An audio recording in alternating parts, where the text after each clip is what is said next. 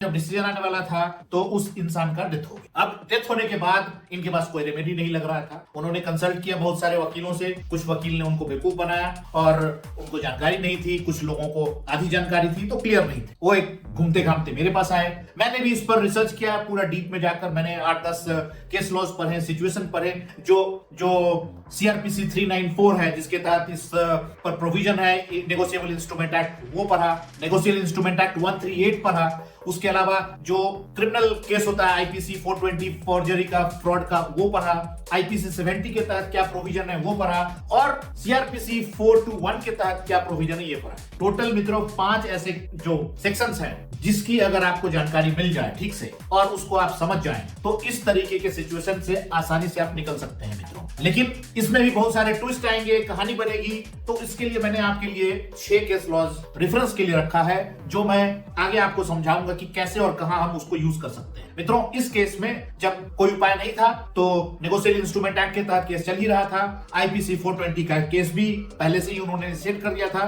Finally वो case हमारे पास आया और हमने सुनवाई शुरू करवाई कोर्ट में और प्रोविजंस चालू है और बाद में फाइनली वो डिसीजन आया कि अगर वो बंदा गुजर गया है तो जो क्रिमिनल लायबिलिटी है एज पर लॉ 420 और जो हमारा कॉन्स्टिट्यूशन भी कहता है और ये बेसिक प्रिंसिपल है कि कोई भी क्रिमिनल, कोई भी क्राइम करने वाला बंदा जो एक मारने वाला है या जिसने भी गलती किया है, समाज के खिलाफ क्राइम किया है, उसको पनिशमेंट मिलना कंपलसरी है, वो जेल जा सकता है। लेकिन अगर वो मर गया तो उसके बदले में उसके रिलेटिव्स या उसका जो हेयर है उसको आप पेनलाइज नहीं कर सकती। किसी को 3 साल की सजा हुई तो 2 साल ये करेगा और 1 साल कोई तीसरा करेगा, ऐसा नहीं होता है। सजा जब तक क्रिमिनल लॉ है तब तक उसी तक सीमित होती है और ये जो एक्सियो मोर्टिटूर पर्सोना वाला जो लीगल मैक्सिम है वो इसी पर अप्लाई होता है। मतलब ये है कि अगर क्रिमिनल कोई कहानी बन रही है तो उस पे एक्शन उसके मरने के बाद खत्म, बात खत्म। हाँ, उससे लिंक कोई केस चल रहा होगा किसी के ऊपर, दूसरा पार्टी होगा तो केस चलेगा, लेकिन उसका जो रोल है उस पर्टिकुलर केस में वो खत्म। लेकिन अगर किसी ने पैसा लोन ले रखा है, किसी का चेक बाउंस हो गया है, किसी का कुछ ड्यूज है, फाइनेंशियल पिक्यूनरी जो एक्टिविटी होती है वो उसमें, तो वो कैरी फॉरवर्ड हो जाता है, आगे। अब वो उसको पे कौन करेगा? फंडामेंटल यही है मित्रों, इसको पे करने का सीआरपीसी 394 और सीआरपीसी 421 को अगर आप ठीक से पढ़ेंगे और आईपीसी 70 को भी अगर ठीक से आप पढ़ेंगे तो वो बताता है कि वो उसके लीगल हेयर पर ट्रांसफर हो जाएगा।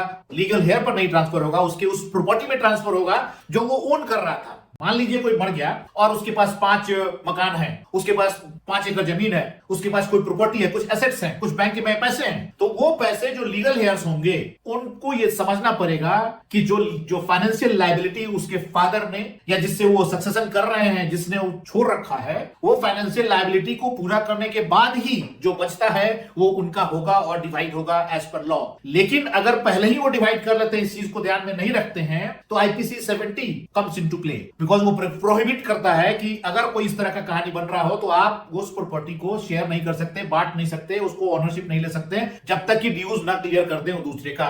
मित्रों, कानून प्लस चैनल को सब्सक्राइब करना न भूलें।